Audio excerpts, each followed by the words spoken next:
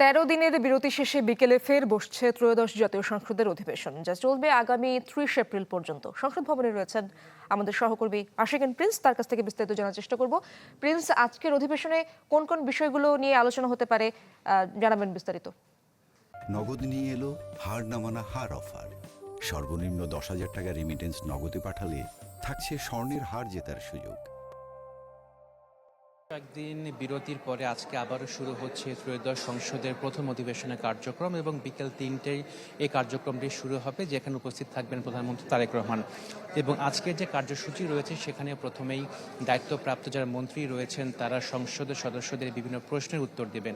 আজকে যে মন্ত্রণালয়ের মন্ত্রীরা প্রশ্ন উত্তর দিবেন তার মধ্যে রয়েছে স্থানীয় সরকার বিভাগ, পল্লী উন্নয়ন ও সমবায় বিভাগ, যুব ও ক্রীড়া মন্ত্রণালয়, প্রধানমন্ত্রী কার্যালয়, নির্বাচন কমিশনের সচিবালয় এবং রাষ্ট্রপতি কার্যালয় সংক্রান্ত বিভিন্ন প্রশ্ন উত্তর দিবেন দায়িত্বপ্রাপ্ত মন্ত্রী বা প্রতিমন্ত্রীরা।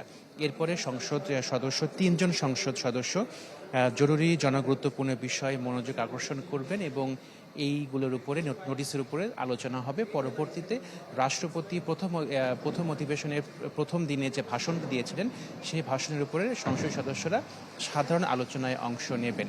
এটি হচ্ছে আজকের দিনের কার্যসূচি। তবে এর আগে বেলা 11টার দিকে বিরোধী দলীয় যে সংসদ সদস্যরা রয়েছেন তারা একটি বৈঠকে বসেছেন এবং আজকে তাদের অবস্থান কী হবে, তারা কোন বিষয়ে কথা বলবেন সেটি নিয়ে তারা আলোচনা করছেন। পরবর্তীতে বেলা 1:30 সরকার দলীয় যারা সংসদ সদস্য রয়েছেন তারা একসাথে বসবেন এবং তাদের অবস্থান কী হবে সেটি নিয়ে আলোচনা করবেন। তো এই হচ্ছে সর্বশেষ তথ্য আমার কাছে সংসদ ভবন থেকে।